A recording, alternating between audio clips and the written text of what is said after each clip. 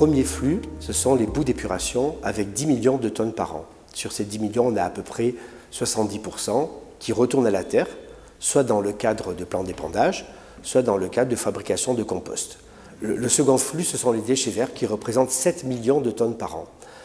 Ils sont principalement apportés de façon volontaire dans les déchetteries et sont beaucoup réutilisés sous forme de compost. Le troisième flux, ce sont les biodéchets qui représentent aussi 7 millions de tonnes par an, mais malheureusement, eux, ils ne sont pas encore aujourd'hui valorisés, très très peu, et donc on les retrouve comme des déchets ultimes.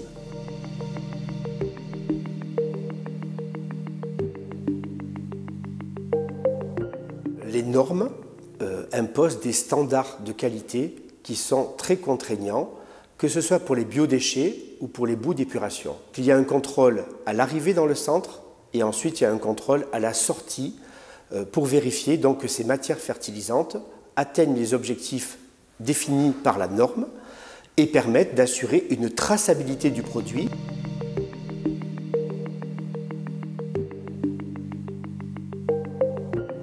Les collectivités ont proposé la création d'un socle commun sur des critères d'innocuité des matières fertilisantes. Le but est aussi de limiter, autant que faire se peut, les matières indésirables dans les produits fertilisants.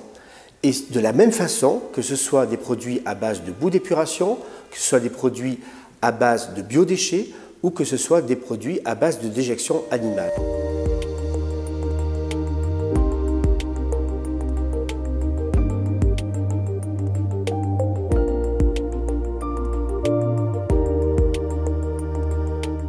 Trois possibilités. Nous avons le compostage qui est le traitement le plus facile et le plus économique, qui est pratiqué d'ailleurs depuis longtemps. Nous avons la méthanisation qui permet d'obtenir un gaz qui est soit réinjecté dans le réseau lorsqu'il passe à proximité, soit nous servons de ce gaz pour produire l'électricité. Et enfin, quand il n'y a pas de valorisation matière de ces déchets organiques, nous envoyons ces déchets organiques en centre de valorisation énergétique où nous les enfouissons dans des centres d'enfouissement technique.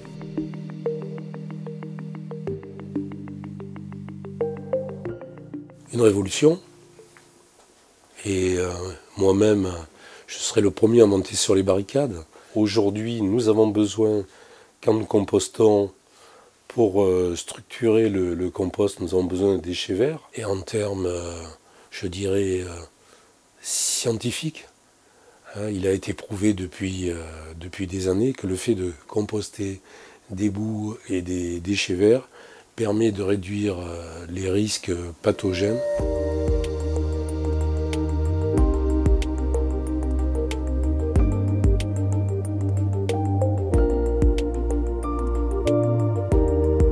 Nous avons 20 000 stations d'épuration qui produisent du déchet.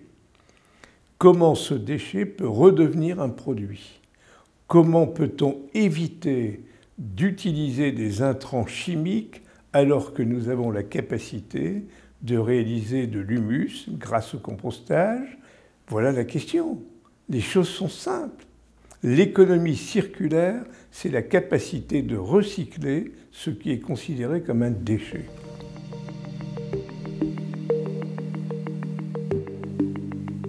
Le compostage avec les déchets verts permet de réaliser un humus de qualité, contrôlé, équilibré par rapport aux besoins des agriculteurs.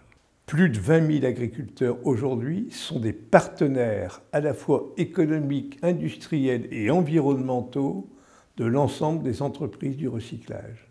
C'est considérable. Les agriculteurs ont intérêt à ce partenariat, à la fois pour eux-mêmes, pour leur propre système économique et pour la qualité nutritionnelle de leurs terres. Et si nous devions incinérer, le coût serait multiplié par 3 ou 4.